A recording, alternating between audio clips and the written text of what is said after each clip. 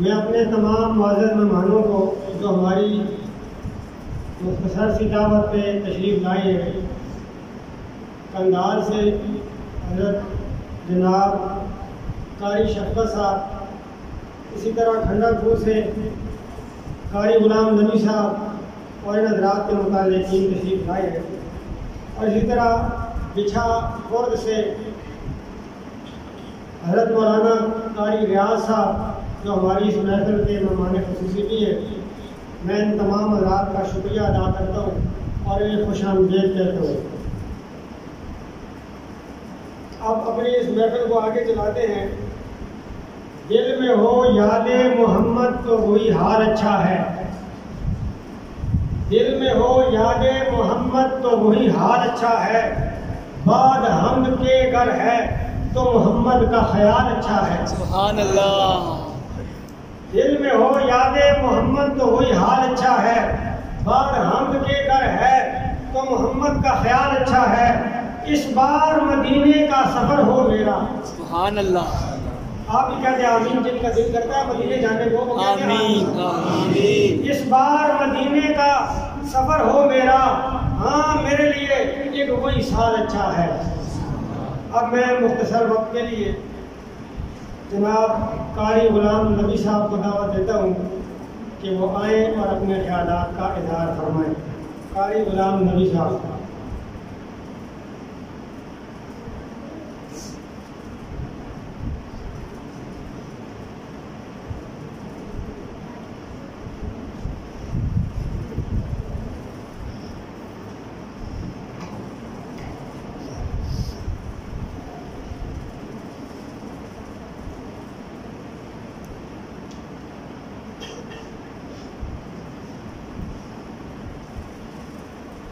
الحمد لله وحده والصلاة والسلام على من لا نبي بعده، أما بعد فأعوذ بالله من الشيطان الرجيم، بسم الله الرحمن الرحيم،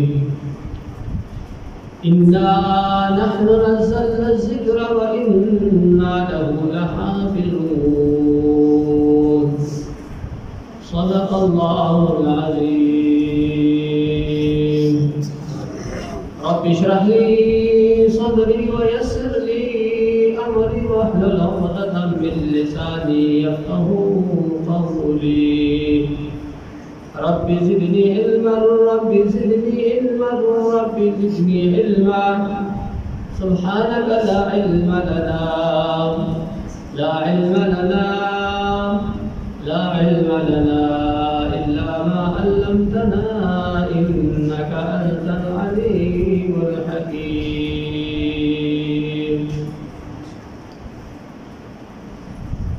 یا الہی تو آج صدیق سا ایمان پیدا کر دے، یا الہی تو آج صدیق سا ایمان پیدا کر دے، عمر فاروق سا کوئی جری انسان پیدا کر دے۔ سبحان اللہ۔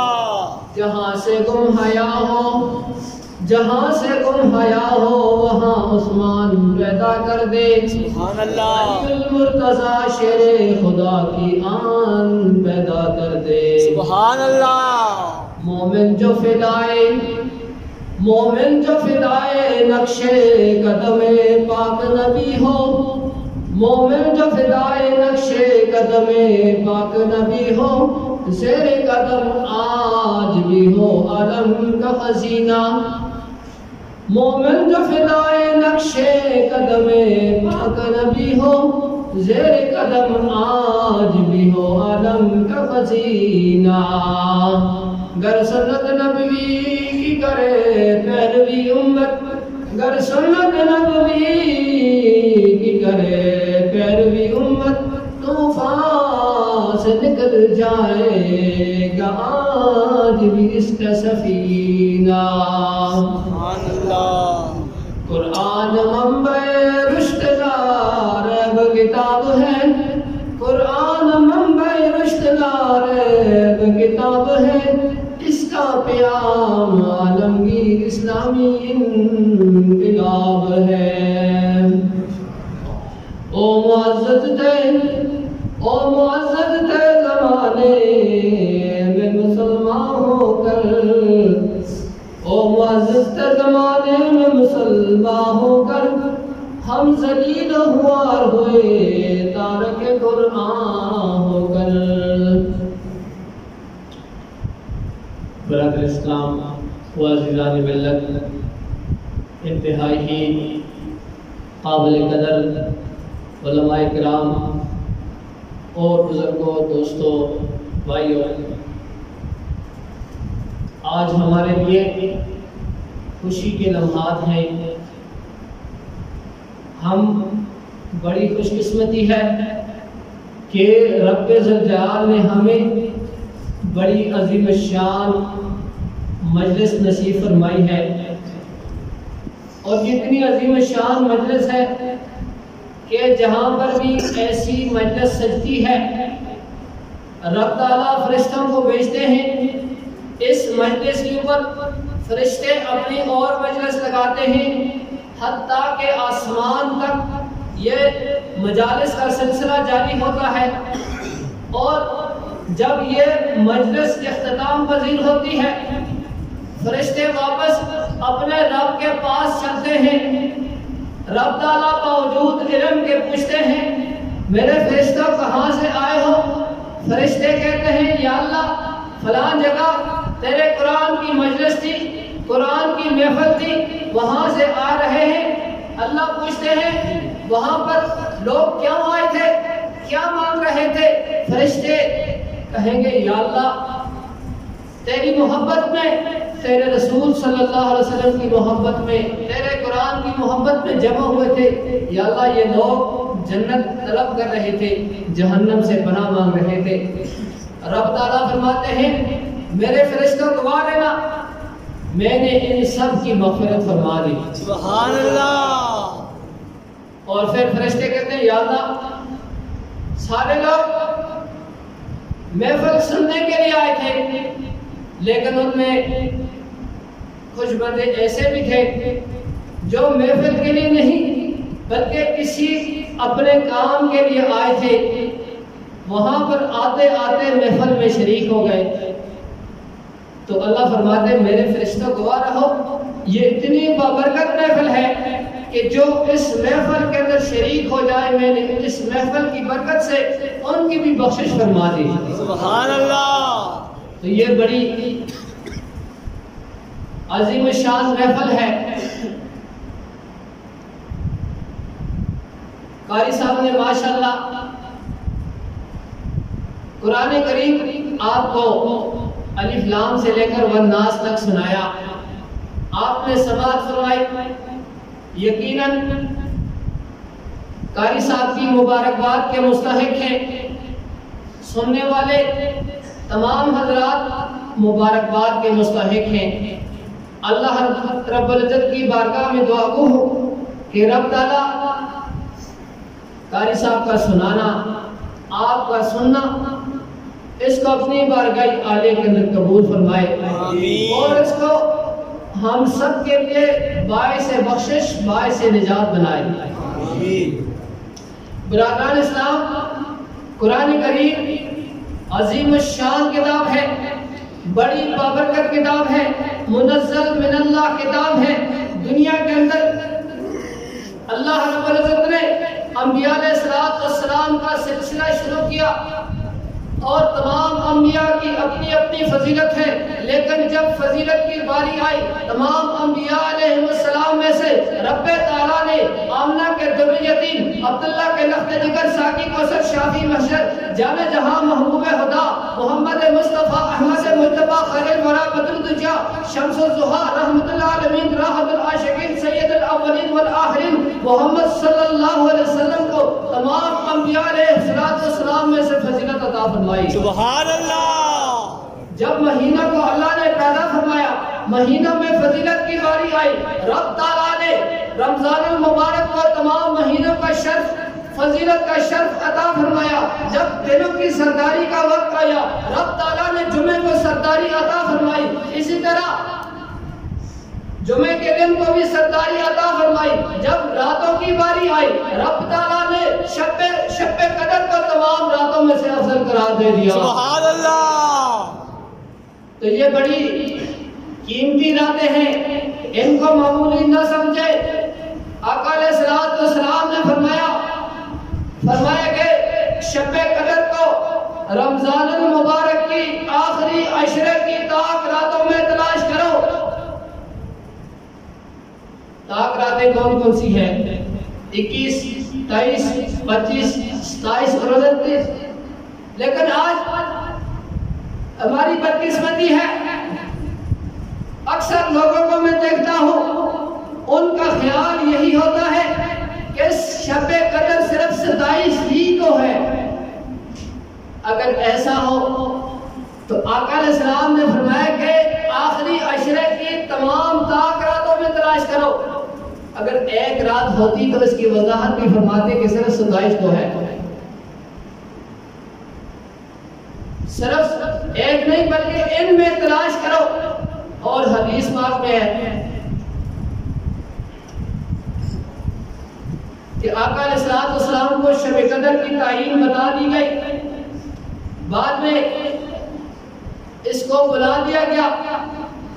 علماء کرام تشریف فرما ہے، میں مختصر طور پر عرض کروں گا تاکہ ان کو بھی تفصیلی خطاب ان کے ہوں گے۔ میں تو جس طرح کہ میں صرف حاضری لگانے کے لیے تاکہ ان لوگوں میں ہمارا بھی شمار ہو جائے، تو میں عرض کرتا چلوں کہ آقا علیہ السلام کو شب قدر بتائی، پھر فرمایا کہ تعین اٹھا دی گئی۔ تو صحابہ کرام کا کوئی عمل بھی ہو، یہ منافع سے خالی نہیں، خیر سے خالی نہیں ہوتا۔ تعین اٹھانے کا مقصد کیا ہے؟ اس کے اندر بھی بڑے بے شمار فوائد ہیں میرے دوستو۔ اگر شب قدر صرف ایک ہی رات کو ہوتی تو اس میں نقصان کیا تھا؟ اب ایک آدمی سفر میں جا رہا ہے، اب اگر اس دن یہ سفر میں ہے، یہ عبادت میں شریک نہیں ہو سکتا، اب اس کو پورا سال یہ افسوس رہے گا کہ کاش میں سفر میں نہ ہوتا۔ ایک آدمی بیمار ہے، اسپتال میں ہے، وہ کہے گا کاش میں بیمار نہ ہوتا، میں شب قدر کے اندر عبادت کر لیتا، کاش میں فلاں آج رات فلاں کام میں مصروف نہ ہوتا، سفر میں نہ ہوتا، کسی اسپتال میں نہ ہوتا، میں عبادت میں شریک ہو جاتا۔ لیکن اللہ نے تعین اٹھا دی تاکہ کسی کو اس چیز کا افسوس نہ رہے، کوئی اس عبادت سے محروم نہ رہے۔ فرمایا کہ جو شخص پورے رمضان میں عبادت کرے گا اور بالخصوص آخری عشرہ میں عبادت کرے گا، اللہ رب العزت اس کو شب قدر کا ثواب ضرور پہ ضرور عطا فرمائیں گے۔ تو بڑی بابرکت محفل ہے۔ اور ایک تو یہ ہے کہ شب قدر اٹھانے کا ایک فائدہ تو یہ ہے کہ عبادت میں شریک ہو جائیں، اور دوسرا نقصان وہ یہ ہے کہ اگر شب قدر صرف ایک رات میں ہوتی، ہمیں تعین بتا دی جاتی، اب ہم کہتے چلو جی اسی رات کو ہم عبادت کر لیں گے، اپنا سارا کچھ پورا کر لیں گے، باقی عبادت کی کیا ضرورت ہے؟ تو اللہ رب العزت کی ذات بڑی کریم ذات ہے۔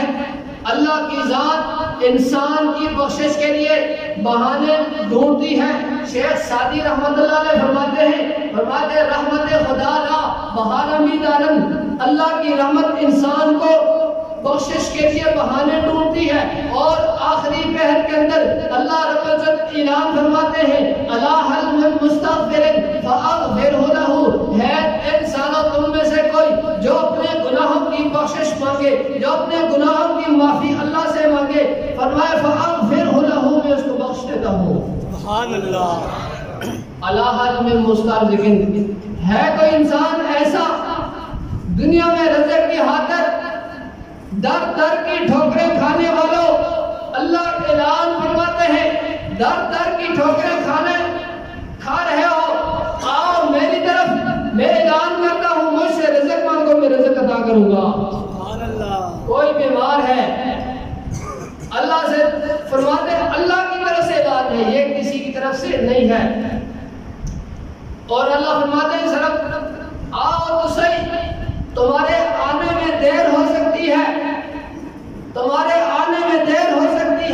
لیکن میری بخشش میں دیر نہیں ہو سکتی. اتنی کریم ذات ہے. فرمایا کہ جو 70 ماہوں سے زیادہ ایک انسان کے ساتھ محبت رکھتے ہیں، تو جب انسان ایک مرتبہ اللہ کے دربار میں آتا ہے، ایک مرتبہ سچے دل سے توبہ کرتا ہے، اللہ فرماتے ہیں میں نے اس کے سارے گناہ معاف فرما دیے. آج کی یہ رمضان المبارک کی راتیں جو ہیں ان کو معمولی نہیں سمجھنا، بلکہ بڑی قیمتی ساتیں ہیں، بڑی قیمتی گھڑیاں ہیں. کوشش کرنی چاہیے کہ ہم اپنے رب کو راضی کر سکیں، اپنے رب کی عبادت کریں، اور اگر ہم سے ہمارا رب راضی ہو جائے تو ہمارے لیے دنیا اور آخرت کی کامیابی کا سامان بن جائے گا. اور اگر ہم نے راتوں کو جاگنے کا مقصد یہی سمجھا کہ چلو جی تھوڑی دیر ادھر محفل لگا دی، کچھ ادھر لگا دی، بس وقت گزر گیا، رات کو ہم جاگے، تو یہ ہمارا جاگنا بیکار ہو جائے گا. جاگنے کا مقصد یہ ہے کہ اللہ کی عبادت کی جائے اور اللہ کو راضی ہو جائے، اللہ کو راضی کر دیا جائے. اگر اللہ کی ذات ہم سے راضی ہو جائے تو ہمیں دنیا میں کسی کی کوئی پرواہ نہیں. اس لیے ان راتوں میں کوشش کرنی چاہیے کہ اپنے رب کو راضی کریں، اور جتنے بھی سیئات ہیں اپنے رب سے اپنے گناہوں کی معافی مانگنی چاہیے، اور قرآن کریم کی تلاوت کرنی چاہیے. اور عبادت صرف جاگنا ہی نہیں، بلکہ آپ تلاوت کریں، یہ بھی عبادت ہے. آپ نوافل پڑھیں، یہ بھی عبادت ہے. آپ جو ہے اپنے والدین کی خدمت کریں، یہ بھی عبادت ہے. عبادت کی مختلف نوعیتیں ہیں. آپ جو ہے درود پاک پڑھیں، یہ بھی عبادت ہے. ذکر و عبادت کریں، یہ بھی عبادت ہے. تو اللہ رب العزت سے اپنے گناہوں کی بخشش مانگنی چاہیے، اور ہر لمحہ، بلکہ ایک جگہ فرمایا طوبی لمن وجد فی صحیفتی استغفارا کثیرا. فرمایا کہ خوش قسمت ہے وہ شخص کہ جو اللہ رب العزت سے اپنے گناہوں کی معافی مانگے، جس کے اعمال نامہ کے اندر استغفار کثرت کے ساتھ پایا جاتا ہوگا. تو یہ ختم قرآن کی محفل ہے، بڑی بابرکت محفل ہے. میں ایک مرتبہ پھر قاری صاحب کو، تمام سامعین کو مبارکباد پیش کرتا ہوں. اللہ رب العزت قرآن کریم کے اندر فرماتے ہیں اِنَّا نَحْنُ نَزَّلْنَا الذِّكْرَ وَإِنَّا لَهُ لَحَافِظُونَ. بے شک اس قرآن کو ہم نے نازل کیا، اس کی حفاظت ہم ہی کریں گے. حفاظت کیسے کی؟ اللہ نے قرآن کریم اتار کر حفاظت کی. جبرائیل امین نے قرآن کریم محمد عربی صلی اللہ علیہ وسلم تک پہنچا کر حفاظت کی. محمد عربی صلی اللہ علیہ وسلم نے صحابہ تک پہنچا کر حفاظت کی. صحابہ نے امت تک پہنچا کر حفاظت کی.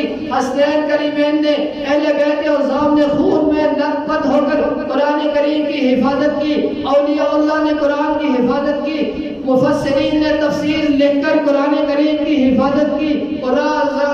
حضرات نے قرآن کریم کی قرأت صحیح کر کے قرآن کریم کی حفاظت کی. اور معلمین مدرسین نے قرآن کریم کا درس دے کر قرآن کریم کی حفاظت کی.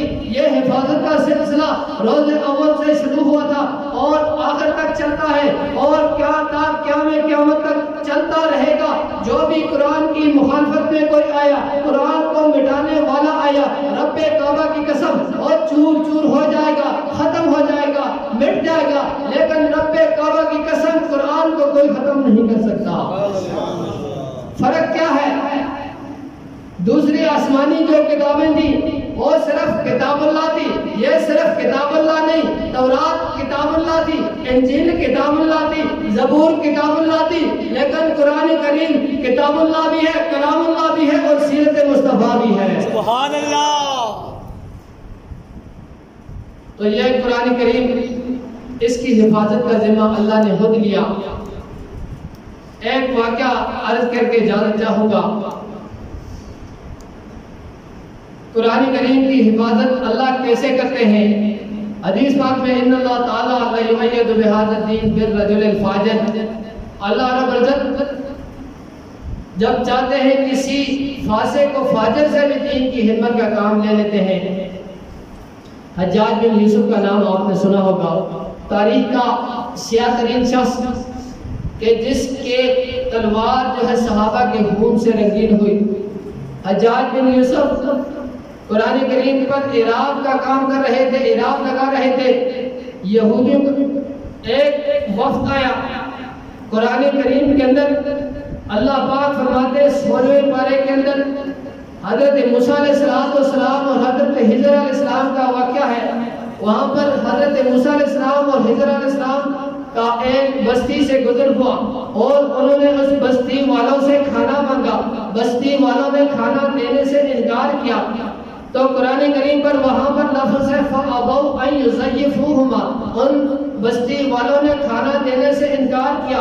یہودیوں کا وفد آیا اور آ کر کہتا ہے، یہاں پر ابو کا لفظ ہے، ابو کا مطلب کھانا دینے سے انکار کیا، آپ یہاں با کو تا کر دیں، با کا نقطہ اوپر لگا دیں، ایک نقطہ اس کے ساتھ اور لگا دیں، ابو سے ادو ہو جائے گا۔ ابو کا مطلب انہوں نے کھانا دینے سے انکار کیا، ادو کا مطلب بستی والوں نے کھانا دیا، تو فرمایا ہماری بھی عزت بن جائے گی۔ حجاج بن یوسف نے ان کو مہمان خانے میں بٹھایا اور بٹھا کر کہتے ہیں آپ تشریف لائیے، میں آ رہا ہوں، آپ کی ضیافت کر رہا ہوں۔ حجاج بن یوسف اندر تشریف لے گئے اور جا کر ایک تلوار دی اور تلوار لے کر سب کے جو ہے گردنیں اڑا دی اور کہا کہ یا اللہ جس قرآن کی حفاظت کا ذمہ تو نے خود لیا ہے، حجاج کون ہوتا ہے اس کے اندر تبدیلی کرنے والا۔ اللہ رب العزت ہمیں قرآن پڑھنے کی، سننے کی اور اس پر عمل کرنے کی توفیق عطا فرمائے۔ ہمارے